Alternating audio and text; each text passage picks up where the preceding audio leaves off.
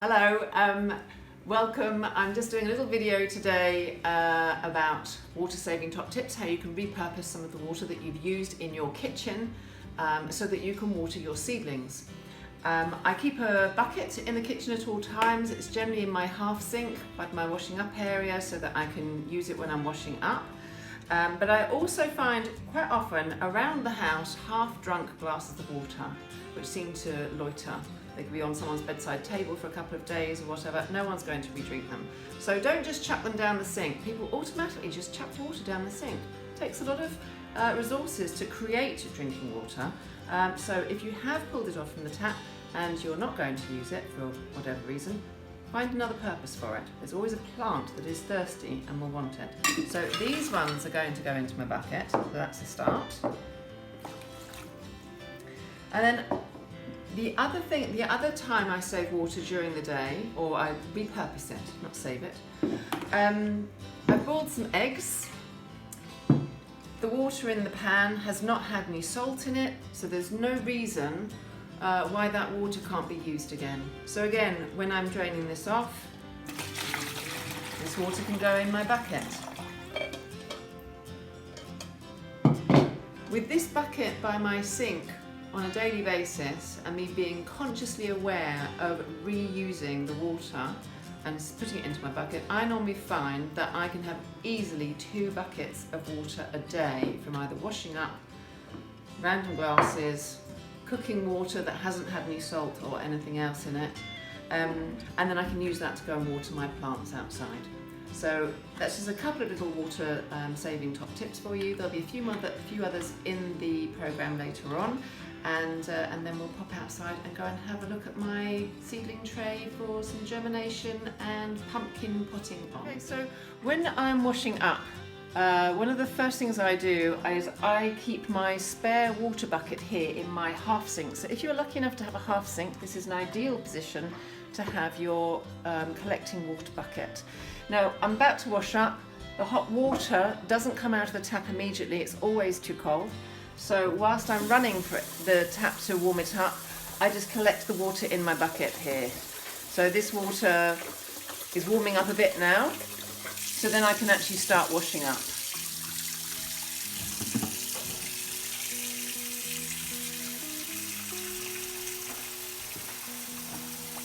Whilst washing up,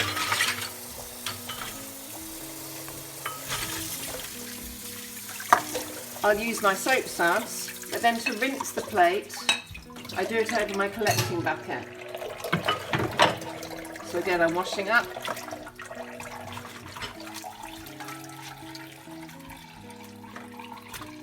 And then just to rinse off the soap suds, I do it over my bucket.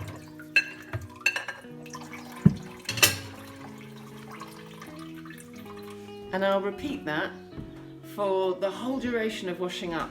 And by the end of washing up a few plates, knives and forks, I may well have half a bucket of water that then I'll put into my watering can, which I will take to go and water the seedlings. And welcome back to my seedling table. I've got my lovely bucket of water here from the kitchen, which I'm just going to pop into the watering can.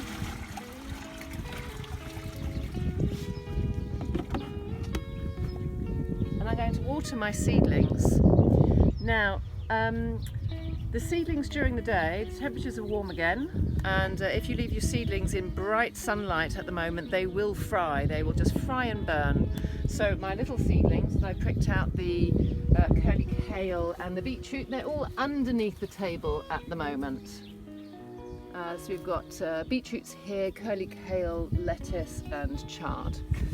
Now, my water saving top tip, I'm going to, well, maybe not water saving, but just being quite useful, being conscious of your water usage and also your manpower, how to water all these seedlings relatively quickly.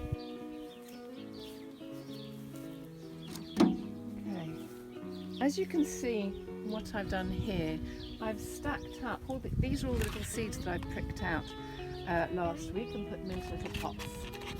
These are brilliant containers for your pots.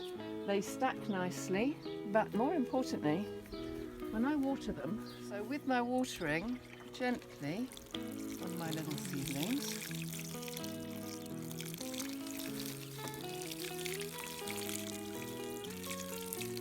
Okay.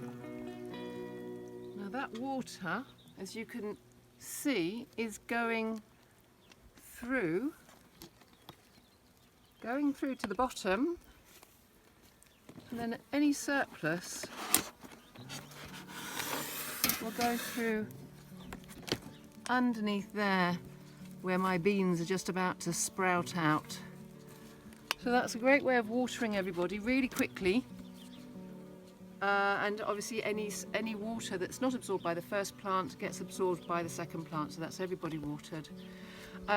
These plants will get planted out probably in the bathtub later on this week. So last week I showed you how you can harvest your seeds from your organic vegetables and grow more vegetable plants from them.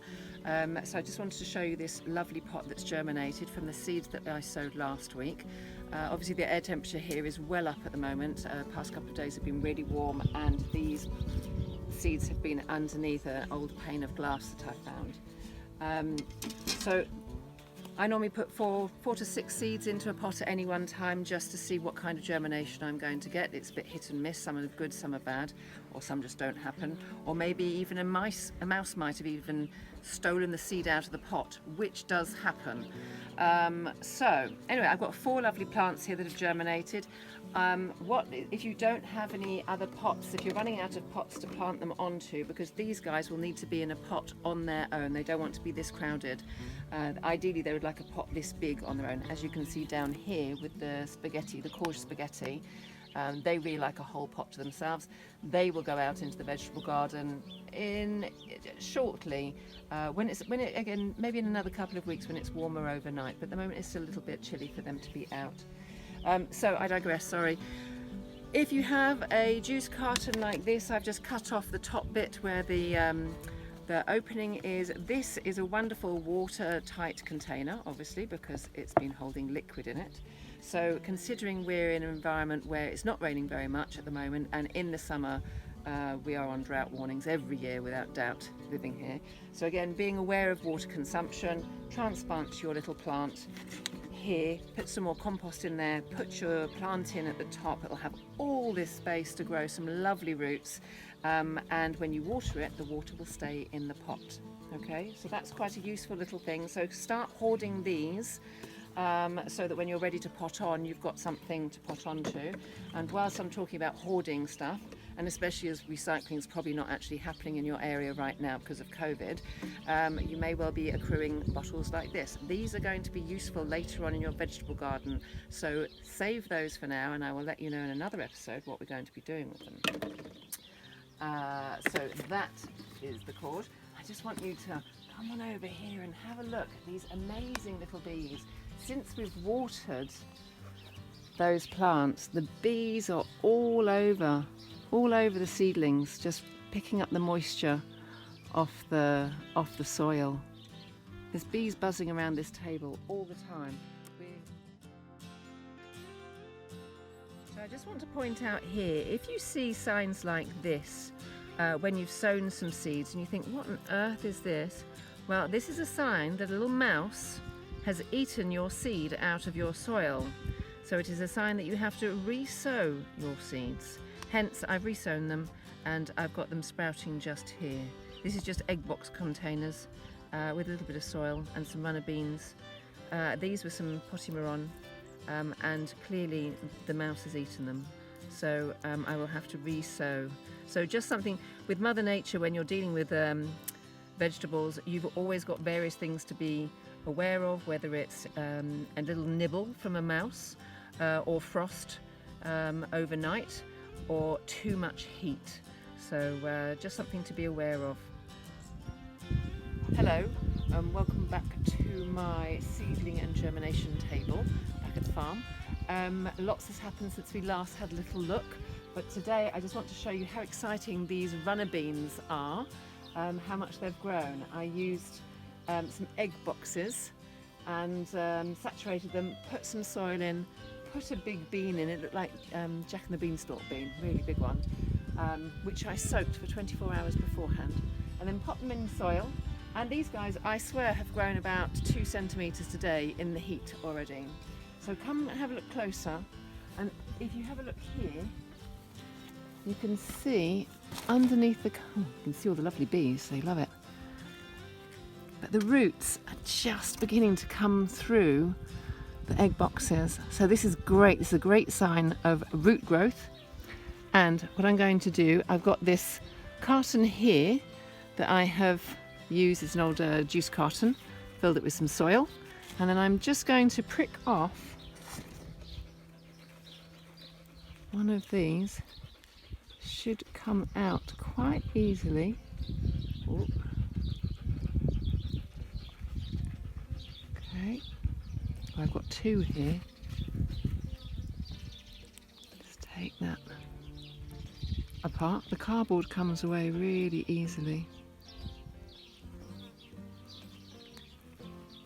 And then this little guy, I'm going to just transfer into my pot.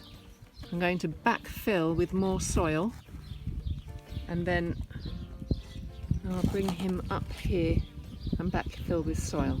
So this is what I've done. I've backfilled the pot with a little bit more compost. The stalk is completely submerged.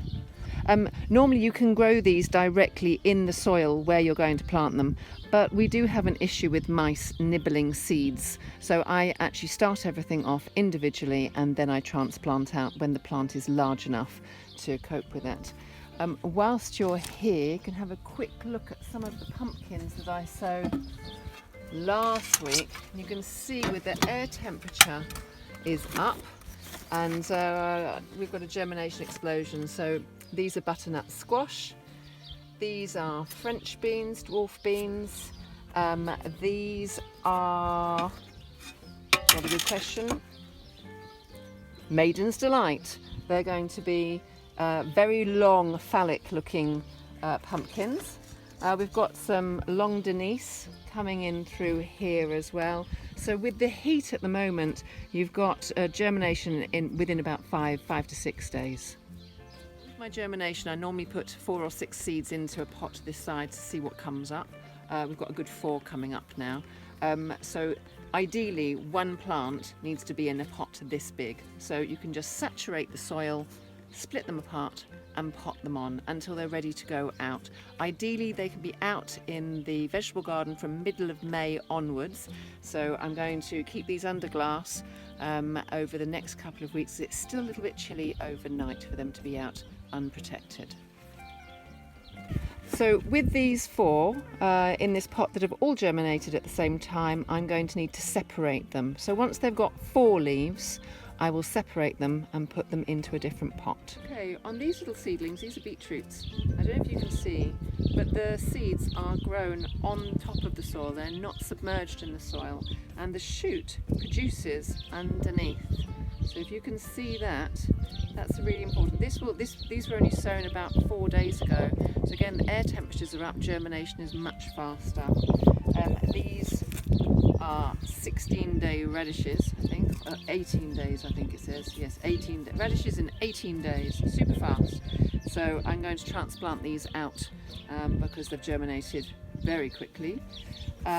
These are all the salads. Oh, this one's a little bit wonky. Again, these are all salad seedlings, and they were only planted or sown under a week ago. So again, germination's really fast. You have to start pricking those out very soon. Underneath here I've got onions, and I've done some aubergines and beetroot in here. Oh look, not beetroot, basil. So you can see some basil already popping in. Again, basil, the seeds like to be on the surface of the soil, not under the soil. They won't germinate if they're in the soil. So just sprinkle them on the top, water them, make sure they're warm. Bob's your uncle. Well, that's everything for today on water saving top tips and how to plant out your seedlings. I hope you've enjoyed this video. I'm going to be doing some more videos over the weekend with regards to creating lasagna layering, composting beds in bathtubs. I'm going to give you a tour of my bathtub garden, and I'm also going to teach you how to make some fertilizer for free using a zero waste approach to everyday things you would normally throw away. So please join me next week. Give me some comments down below of any water saving top tips that you do in your own home that you want to share with everybody else. And I look forward to seeing you again soon. Bye!